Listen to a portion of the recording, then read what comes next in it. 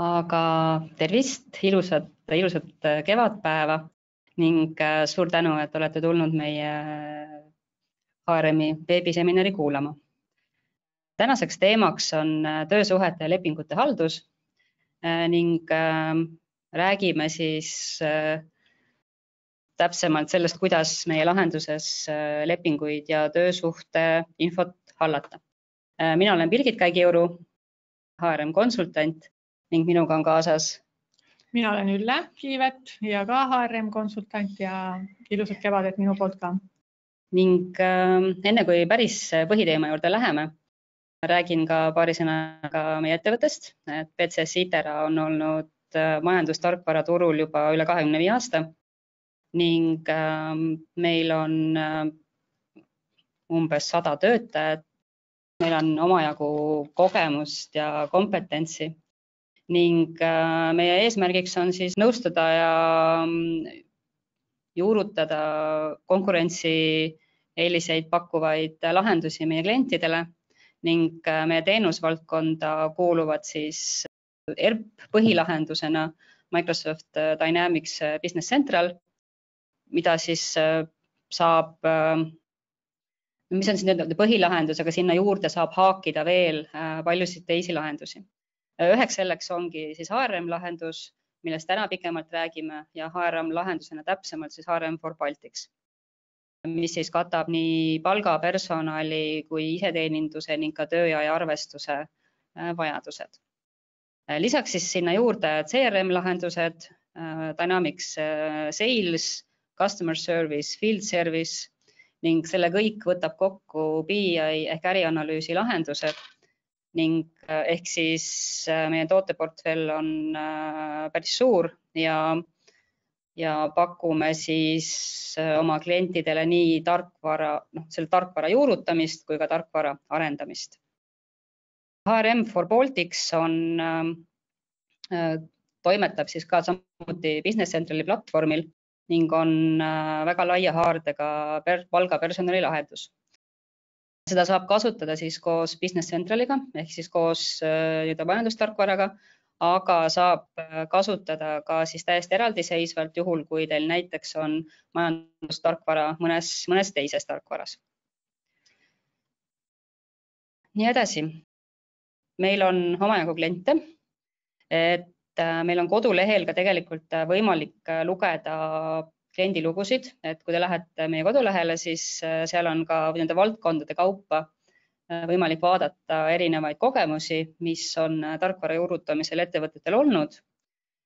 Ja nüüd ma arvan, vaatame siis ka tänast kava. Ja täna siis ongi täpsemalt räägime ettevõtte struktuurist ja ametikohtade seadistusvõimalustest, lepingutest ja nende seostest, lepingumallidest, lepingugruppidest, kusjuures see viimane on selline, millest tahaks ise väga veel juurde teada. Lisaks siis ka töötasu lepingute massimuudatustest ja kõige lõpuks siis lepingute ja dokumentide allkirjastamisest ja kinnitamisest. Aga nüüd ma annangi sõna Üllele, kes siis räägib nendest esimestest punktidest. Nii, aga hakkame siis kohe struktuuriga pihta, et enne kui me saame lepingute juurde minna, on meil siis vaja ära seadistada ettevõtte struktuuri ja ametikohad.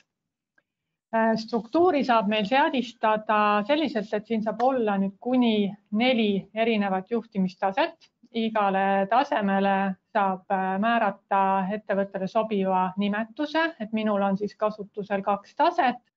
Esimene kõige kõrgem tase on osakond ja teiseks tasemeks on allüksus. Mõlemad tasemed on kenasti seotud ka kulukohtadega, ehk programmis kutsutakse neid siis dimensioonideks. See seos annab siis selle, et kui me töötajale juba lepingureale struktuuriüksuse valime ja struktuuriüksus on seotud dimensiooniga, siis on töötajal kohe vaikimisi ka osakonna struktuuriüksuse dimensioonid küljes olemas. Nüüd struktuuri seadistamiseks on 2 võimalust. Üks on selline lihtsam võimalus, kus me siis seadistame ära struktuuriüksuste numbrid või tähised ja nimetused. saame määrata, kes on selle struktuuriüksuse juht ja lisada ka dimensiooni väärtuse sellele struktuuriüksusele. Struktuuriüksustesse on võimalik lisada ka ametikohad, aga ei pea, et see annab siis selle, et kui te lepingu reale valite töötajale näiteks finantsosakonna ja ametikohad on struktuuriüksuse põhised, siis ongi teil ametikohtade seast töötajale võimalik valida ainult neid ametikohtasid, mis te olete sellesse osakonda määranud. Kui ametikohad ei ole struktuuriüksuse põhised, siis on võimalik valida kõikide ametikohtade seast seda ametikohta. Nüüd see teine struktuuri kirjeldamise võimalus on see, mida te hetkel siin ekraanil näete ja see on siis kuupäevapõhine struktuur. See erinevus on siis siin see, et nagu te näete, siin on 2 veergu alates ja kuni kuupäevad ehk et kõik struktuuriüksused me kirjeldame sellisel juhul ära kuupäevapõhiselt, mis kuupäevast, mis kuupäevani mingi struktuuriüksus meil organisatsioonis eksisteerib.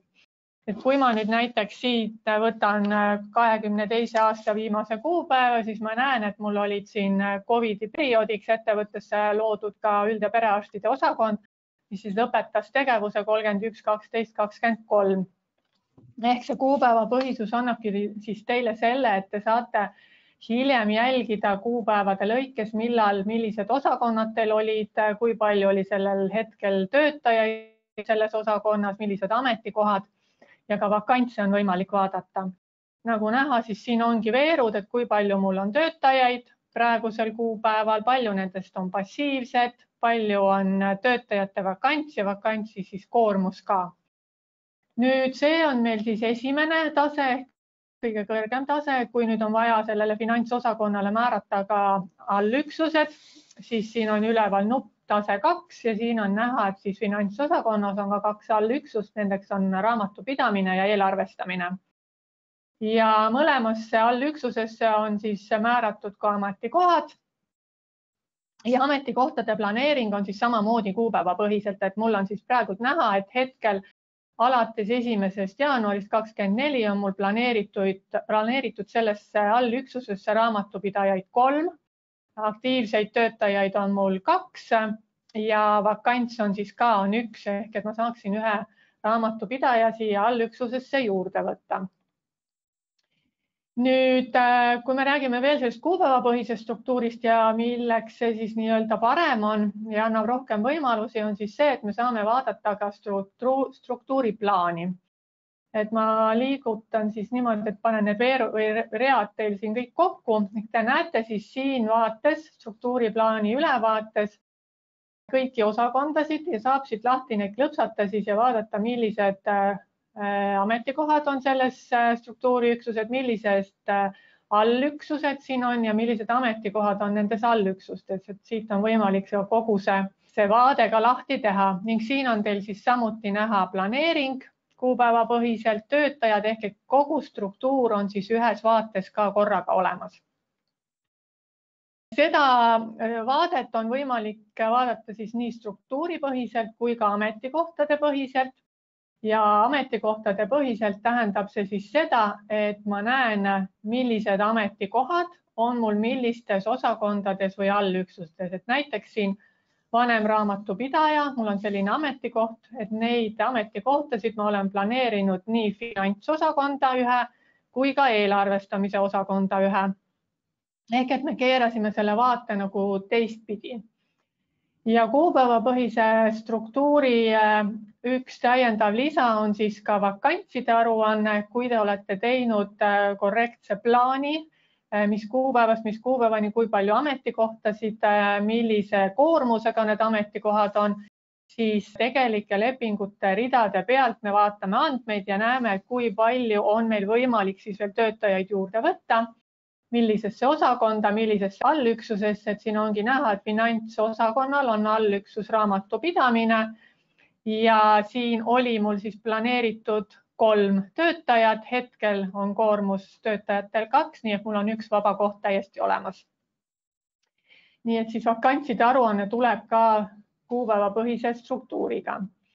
Nüüd, kui struktuur on seadistatud, võime liikuda töötajate loendisse ja vaadata, mis võimalused on siis töösuhete ja lepingute haldamiseks. Võtan siit töötajate loendist ühe töötaja ja esimesena teen lahti töösuhete loendi. Töösuhete loend on siis see, et kui töötaja tööle tuleb, siis te sisestate siia selle kuupäeva, millal töötaja teie ettevõttes tööle asub. Nüüd, kui on toimunud mingi ettevõtete ühinemine ja on vaja töötaja staaži arvutada varasemast kuupäevast, kui see kuupäev, millal ta siis teil hakkab tööle, siis on meil siin selle jaoks olemas välistaaži alguse kuupäev ja siis praeguse näite korral on töötaja staaž tegelikult 99. aastat alates.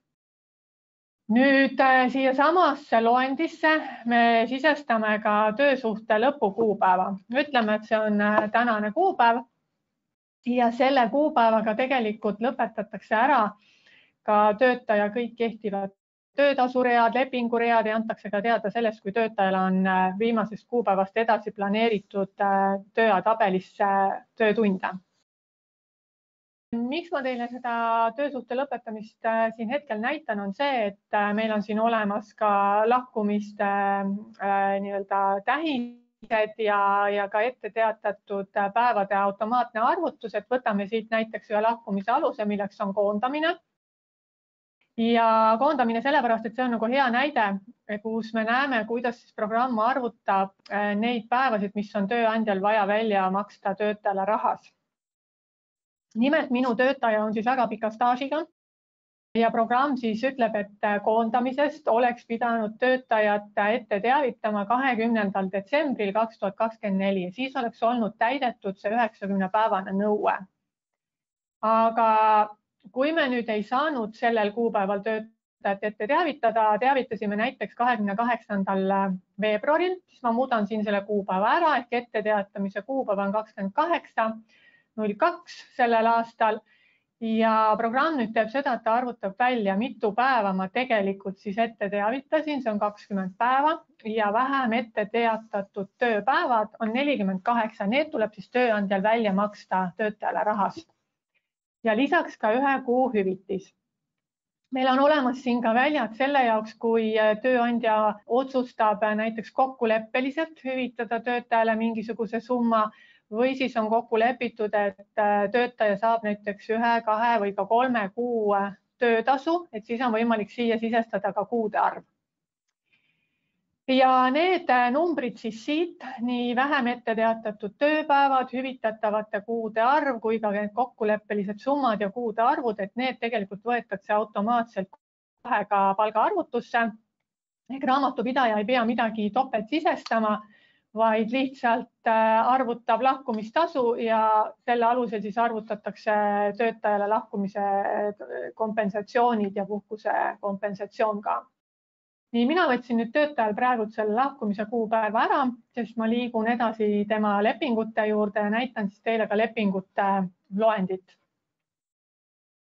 Lepingute loendis sisestatakse siis lepingud ja lepingulisad.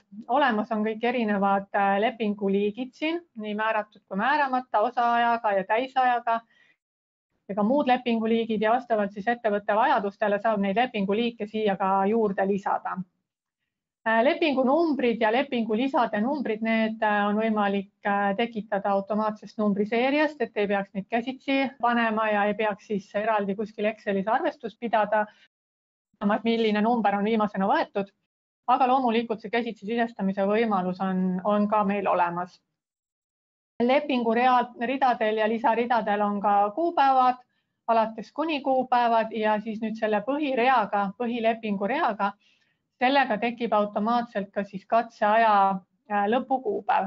Katseaega saab siis automaatselt meil ka pikendada, kui nüüd töötaja puhkab või on haige ja te rakendate katseaja pikendamist, siis praegult ongi näha, et töötajal on siis see katseaeg 2 päeva võrra pikenenud. Nüüd, kui ma siit edasi kerin, siis siin tulevad siis järgmised veerud, mis on siis osakonnad ja allüksused. Et üks variant on siis need osakonnad ja allüksused valida siit RIP-menüüst. Teine variant võib-olla lihtsamgi on see, et teil avaneb siit ülevalt nupust struktuuri valik ja te saate kohe siit valida välja selle õige struktuuriüksuse, kuhu siis töötaja tööle asub, et ei pea siit ridade pealt seda valima. Nüüd ametikohta. et ametikoht oli minul siis struktuuripõhine ehk mina saangi siit valida nüüd ainult neid ametikohtasid, mis sellesse allüksusesse on määratud. Ametikoha külge saame me tegelikult seadistada veel väga palju erinevaid statistilisi väärtusi või muid andmeid. Näiteks saab ametikoha külge panna palgagruppi ehk need kõik, mis meil on ametikoha küljes, tekivad siis ka siia lepinguridadele. Ametikohad saab ära grupeerida ka ametigruppidega, et need grupid on võimalik siis ettevõttel ise määrata. Need grupid annavad ka selle võimaluse, et saate siis hiljem aruandeid nende gruppide põhiselt võtta. Siis on ametikoha küljes ka Statistikaameti klassifikaator, mis on kindlasti TÖRi jaoks vajalik. Aga ka ISCO kood on seal olemas, seal on tööülesannete lühikirjeldused olemas. Dimensiooni saab ametikoha põhiselt lisada. Ja ka Figure tööperede seadistus on meil siis ametikohtade peal olemas, et saab siis ka seda aruannet meilt kätte. Nüüd igale lepingu lisale tekib ka koormus. Koormus on meil vaikimisi tekib automaatselt ja see on alati 1. Kui töötaja on osakoormusega, siis saab selle koormuse siin üle kirjutada. Lepingu rea pealt saab töötaja lisada ka tööajatabeli gruppi, et oleks lihtsam ja töötaja oleks seal juba olemas. Ja ei peaks siis käsitsi teda sinna panema. Nüüd lepingud on seotud meil ka töötasudega. Ehk iga lepingu rea saame me siduda ära just sellel hetkel ja selle lepingu kehtivuse ajal seotud ja kehtiva töötasuga. Et see oleks siis ka siit kohe nähtav. Kui nüüd on ametikohtadele on pandud Figure tähised, siis tegelikult lepingu reale töötajale seda vaja panna ei olegi, kui sellel ametikohal töötavale isikule need Figure klassifikaatorid sobivad. Kui mingil põhjusel mõni sellel ametikohal töötav isik, et temale rakenduvad muud võib-olla tasemed või taseme täpsustused, et siis tegelikult siin on ka see võimalus olemas, et te siis töötaja lepingu reale ütlete, et mis on siis töötajal tegelikult see tase või siis taseme täpsustus. Nüüd hüppasin kiirelt siit ühelt teemast üle, milleks on siis lepingugrupid. Ja räägin siis siin nüüd ka lepingugruppidest, et mis need lepingugrupid siis on. Lepingugrupid on nimelt sellised asjad, et me saame seadistada grupid ja grupile määrata töötasud, mis rakenduvad just sellesse gruppi kuuluvatele töötajatele. Ma teen selle lepingugrupi lahti, et mul on siin seadistatud 2 gruppi, üks on keevitajad, teine on koristaja. Ja siin on siis näha, et lepingugrupil koristaja on siis alates 1. jaanuarist kehtiv tunnitasu 5,32 ja samuti on siis ka tükitasu ja tükihind on siis 2. See annab nüüd selle võimaluse, et ma kirjeldan ära siin need tasud ja summad ja tariifid, mis selles grupis kõikidele töötajatele rakenduvad. Saan ära kirjeldada ka juba dimensioonid ehk need kulukohad. Ja kui ma selle lepingugrupi töötajale lepingu reale valin, siis automaatselt lisatakse töötajale alates siis sellest kuupäevast sellise tariifiga tunnitasu ja tükitasu. Nüüd, kui siis näiteks selles koristaja grupis muutub see tunnitasu, ütleme 1. juunist, siis ma saan siin samasse selle 1. ja 2. rea kinni panna, kirjeldan ära siin uued tunnitasu ja tükitasu tariifid ning jällegi nendel töötajatel, kellel siis koristaja grupp on siia lepingu reale valitud, nendele lisatakse siis uued tariifid. Ja lepinguridade peal, mis ma veel näitan, on see, et siin on ka üks uue lepingu lisarea tekitamise nupukene, mis siis lihtsustab rea kirjeldamist. Ehk kui ma nüüd siin viimase rea peal olen, see rida mul siis kehtis kuni alates 1. juulist 2024, siis ma võin siin nüüd öelda, et mul on vaja töötajale tekitada uus lepingurida. Näiteks alates 1. jaanuar 25 ja tekitataksegi mulle nüüd siin automaatselt uus lepingu lisarida, eelmine rida pannakse kinni ja kõik need samad andmed, mis mul olid ka eelmisel lepingu real, kaasatakse mulle siis ka siia uuele reale ja ma saan siis vajadusel teha need muudatused, mis siis uue lepingu lisaga kehtima hakkavad. Kui nüüd töötajale sisestame need lepingud, töötasud, kõik muud andmed, siis on meil vaja ju ka välja trükkida see lepingudokument ja selleks, et me ei peaks seda käsitsi tegema, on meil siis siin olemas nupp trükileping. Nimelt on võimalik siis programmis meil ära seadistada erinevad lepingute põhjad, lisade põhjad, aga miks mitte ka ametijuhendid, mingid ankeedid või mingisugused muud dokumendid, mis oleks vaja siis täita töötajakaardil, alamkaartidel ja lepingutes, töötasudes olevate andmetega. Need on siis klientide, siis kasutajate enda mailid, mis siia lisatakse ja lihtsalt määrataksegi ära väljad, mis automaatselt hakkavad täituma. Kui ma nüüd seda lepingut hakkan koostama, siis mul on võimalus salvestada see loodud fail kas lepingurea peale või siis töötaja failidesse, et kaks võimalust on. Ja failides saab siis lepingut saata hiljem ka kinnitusringile või allkirjastamisele. Aga valitame praegu siis siit koosta leping ja tekitame siit ka siis selle lepingu põhja. Mul on siis praegu siin kollaseks märgitud need väljad kõik, mis automaatselt täitusid, et teil oleks siis lihtsam näha. Et seda põhja saab siis luua nii PDF-ina kui siis ka Wordina. Ja kui siis Wordi dokumendi näiteks loote, on kindlasti teil võimalus ka siin muudatusi teha ja näiteks kustutada ära siin mõni rida, mis selle töötaja puhul talle ei rakendu. Näiteks on mul töötajal kuupalk, mitte tunnitasu, et ma saan siis Wordis selle rea ära kustutada. Nii, ja lähme siis siit nüüd välja ja oleme siis uuesti siin programmis. Ja liigume nüüd edasi lepingute massmuudatuse juurde.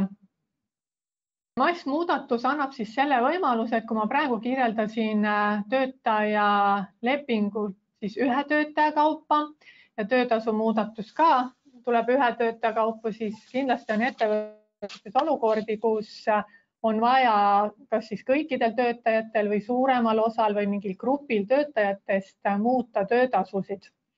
Näiteks vaadatakse aastas korra või kaks üle töötasud ja tõstetakse siis kas mingi protsendi võrra või mingisuguse summa võrra. Et siis selle jaoks on meil olemas massmuudatuse žurnaal. Mul on siin juba tööleht valmis tehtud, on siis kuupalga muudatus tuleb ja tuleb siis see muudatus alates 1. aprillist. Selleks, et koos töötasude muudatusega luua ka lepinguread, et neid ei peaks käsitsi tegema, on siis siin marker, et loo ka uued lepinguread. Ja siin siis ma saan valida seda, et missugune muudatus mul siis tehakse, kas lisandub protsent, lisandub mingi kindel summa, pannakse näiteks töötajatele täiesti uus summa ja uus tasu, mida pole varem kunagi olnud, et ka seda võib siin teha. Summat saab ka käsitsi lisada või siis ka nullida. Et minu näide on siis selline, et ma muudan siis protsentuaalselt ehk kõikidele töötajatele siis 11% tõuseb siis kuupalk. Sellele töölehele olen ma siis pannud ka sellise filtri peale, et mul ei kaasataks siia kõiki ettevõtte töötajaid, vaid ainult need, kellel hetkel ka on kehtiv kuupalk. Nii et ma vajutan siis siit arvuta read ja tekitatakse mulle siis siia töötajatest loend, kellel on kuupalk. Siin on näha töötajate praegu kehtiva eelmise tasu alguskuupäev. Kehtivale tasule pannakse lõpukuupäevaks 31. märts, sest 1. aprillist hakkab kehtima uus tariif. Ja siin on siis näha ka uue tasu alguskuupäev ning summa. Siin üleval on siis näha eelnevad summad kokku ja siis uued summad kokku pärast siis seda, kui nüüd kõikidel tasu muutub 11% ning mis on siis see vahe pärast muudatust. Nüüd selleks, et read ka töötajale tekiksid, on vaja teha seda, et on vaja registreerida need tasud. Et ma vajutan siis siit registreeri tasud ning sellega tekitatakse töötajatele, sain ma siit muidugi veateate. Aga info oli siis see, et ühel töötajal oli juba sellel hetkel kehtiv tariif, et me saame selle siis pärast üle vaadata, et selle jaoks ka see hoiatus oli. Aga töötasud nüüd töötajale tekkisid kõikidele, kes seal reas olid ja tekkisid siis ka lepingud ja lepingud siis alates 1. aprillist ja neid on võimalik vaadata siin ka siis lepingute loendis. Ehk kõik lepingud tekivad siia loendisse ja siit on võimalik lepinguid ka välja trükkida kas ühekaupa või siis massiga. Ja kuidas seda nüüd täpsemalt siis massiga teha, et sellest räägib teile juba Birgit. Nii, aga lähme siis edasi. Räägin siis failide, dokumentide ringeldamisest tarkvaras. Ma alustaks tegelikult natuke hoopis kaugemalt, mitte et ei lähe sealt edasi, kus Ülle pooleli jäi, vaid ma kõige alustuseks räägin sellistest asjadest nagu faililiigid. Ja faililiigid on siis üks uus lisafunktsionaalsus, mis on hiljuti lisandunud ning miks seda siis vaja on. Faililiikidega, ütleme, et me praegu saame töötajale importida süsteemi erinevaid dokumente, faile, on need siis mingid lepingulisad, mingid tõendid, mingid tunnistused, ma ei tea, kellegi mingid sertifikaadid, mis iganes andmeid töötajad esitavad, nende kohta tekivad ja nii edasi. Küll aga ei andnud see võib-olla varem sellist head võimalust neid andmeid kuidagi või neid faile kuidagi komplekteerida ja seadistada neile selliseid erinevaid tingimusi, et kuidas need failid edasi peavad käituma. Ja selleks saigi siis tehtud faililiikide lahendus. Ja faililiike saab siis ettevõtte seadistada nii palju, kui vaja on. Et antud näites siis mul ongi seadistatud ametijuhend, siis näiteks haridustõendav dokument, leping ja lepingu lisa, puudeotsus, tõend ja töökorralduse reeglid. Ja nendele failidele me saame juurde seadistada ka infot, kas need failid peavad minema kinnitusringile või need ei pea minema kinnitusringile. Ehk siis, kui me lihtsalt kogume mingisuguseid dokumente süsteemi, näiteks haridustõend või vähenenud töövõime otsus, siis siia me ei pea kirjeldama kinnitusringi. Küll aga, kui me soovime faile saata kinnitusringile, mitte lihtsalt kinnitusringile, aga näiteks digiallkirjastamisele, siis on vaja need kinnitusringid seadistada. Lisaks siis me saame nende faililiikide abil otsustada, et milliseid faile me kuvame erinevates loendites. Näiteks töötajaportaalis töötajale me kuvame tema lepinguga seotud infot ja teda isiklikult puudutavat informatsiooni. Küll aga ettevõttes võib tekkida vahel ka dokumente, mida me soovime töötaja kaardi peal hoida, aga me ei soovi seda infot töötajale portaalis või kuskil mujal näidata. Et siis me saame ka otsustada, et seda infot ei näidata töötajale välja. Ja me saame ka otsustada, et seda ei näidata üldises failide loendis. See üldine failide loend ei tähenda, et see on siis üle maja avalik, vaid ikkagi, et see kehtib ainult inimestele, kellel on sinna loendile ligipääs, aga et mingid failid me kuvame ikkagi siiski ainult otse töötajakaardi peal. Ja siis nendele failidele, mida me siis impordime või mida me süsteemis loome, näiteks siis lepingud, et nendele me saamegi siis siia juurde juba kirjutada selle lepingu juurde seadistada selle lepingu põhja. Ehk siis meil see, mis Ülle enne näitas, iga ettevõte saab siis ära kirjeldada oma lepingu põhjad, kas siis kuupalgalistele oma, tunnitasulistele oma, tähtajalisele oma, lepingu lisad ja kõik muud dokumendid, et nii palju, kui siis parajasti tarvis on. Et selle kõik me saame siin faililiigi peal tegelikult juba ära seadistada. Nüüd lisaks faililiigile saame me moodustada ka nõutud failide malle. ja nõutud failide malle me kasutame selleks, et kui me näiteks töötaja tuleb tööle, siis väga tihti sõlmitakse inimesega leping, aga ta peab allkirjastama võib-olla veel mingit dokumente. Ehk siis meil on hea, kui me saaksime kõik need dokumendid korraga luua, mitte me ei peaks siis ükshaaval, et kõigepealt ma teen lepingu, siis teen ametijuhendi, siis teen veel mingi asja. Et hea on need koos tekitada. Ja need nõutud failide mallid ongi siis sellised nagu siis failide kogumid, mis siis sisaldavad igaks olukorraks mingisuguse portsu dokumente, mida me tahame luua. Ja siia malli sisse ma olengi ära kirjeldanud siis, et millised failid siia sisse lähevad. Antud juhul läheb siis siia leping ja ametijuhend. Nüüd ja lepingu ja ametijuhendi puhul on mul mõlema puhul siis öeldud, et tegemist on sellise dokumendiga, mida me saadame kinnitusringile ja mis nõuab päriselt ka allkirja. Siis kinnitusringile me saame saata ka lihtsalt niimoodi, et töötaja iseteenindusportaalis kinnitab need, et see ei nõua ametliku allkirja andmist, aga see võib olla siis mõni selline sisekorra dokument, näiteks reeglid töökorraldusele või mingi muu seda tüüpi dokument, mis ei nõua töötaja allkirja, aga lihtsalt meil on vaja mingit märget, et töötaja on seda lugenud ja on öelnud, et ta on seda teinud. Nüüd, aga näitan siis ka seda, et kuidas siis nendest mallidest dokumendid saavad. Võtan siit oma töötaja.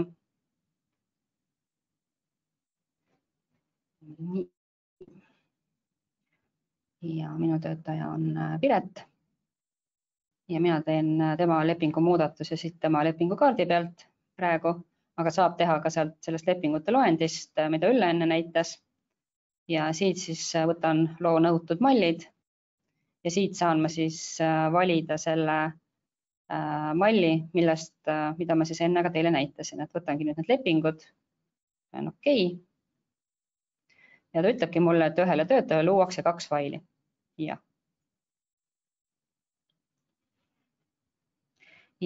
siin on need failid siis olemas. Kui ma tahan, siis ma saan need ka enne väljasaatmist üle vaadata, saab siis faili avada.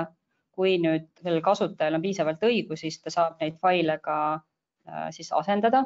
Näiteks ikkagi tavastate, et algandmetes on mingisugused vead. Enne väljasaatmist on ikka mõistlik üle vaadata ja saab ka, ühesõnaga need failid on võimalik siis välja vahetada siis korrektsete failide vastu. Või siis saab need failid kustutada ja teha lihtsalt uued pärast siis andmete kustutamist. Ja kui kõik on korras, siis ma valin need failid ja saadan need kinnitamisele. Ja kinnitamisele võib siis saata kogumina, ehk siis üks taotlus, mitu faili või siis ka tegelikult 2 taotlusega, et see on selline maitse asi, aga pigem on kasutusel see ühe taotlusega kinnitamine. Nii, ja siis saadeti välja. Ja nüüd nad lähevadki kinnitamiseks nendele isikutele, kes seal kinnitusringis määratud on. Antud juhul siis läheb töötajale, see töötaja olen ma juhtumisi ka ise ja töötajale siis iseteenindusportaali tuleb siis siia minu kinnitada kasti see kinnitamisel dokumentide fail, taotlus. Ja siit ma töötajana saan jälle vaadata, et millele ma alla kirjutan ja kui see mulle sobib, siis saan siis dokumendid allkirjastada. Kui nüüd taotlus on seotud ainult kinnitamisega, siis ta näeb põhimõtteliselt samasugune välja. Ma saan lihtsalt vajutada siin kinnita ja selle kinnitamisega ta loetaksegi kinnitatuks. Nüüd, kui on digiallkirjastamine nõutud, siis tuleb anda ka siis digitaalne allkiri, et meil on selleks võimalus Smart ID-ga. Ja kui see allkirjastamine õnnestub, siis loetaksegi fail allkirjastatuks.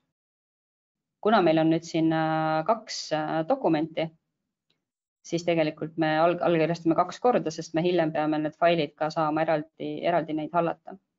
Nii. Klassikaline juhtum, siis kui on vaja näidata, siis ikka juhtud äkvaldatud. Et ühesõnaga digiallkirjastamine siis toimub selliselt, kui nüüd see allkiri peale läheb, siis siis loetaksegi taotlus kinnitatuks ja siis ta liigub järgmisele kinnitajale, et antud juhul siis kinnitajaks oli töötaja ning nüüd ta liigub edasi töötaja juhile. Ja kinnitusringe saab teha ka siis erineva järjekorraga, et olenevalt siis dokumendi tüübist, et saavad olla enne kinnitajaks juhid, võib-olla ka mingid personalispetsialistid, võib-olla veel keegi, et kinnitusringe saab teha erinevad, et nagu meie lahenduses ikka.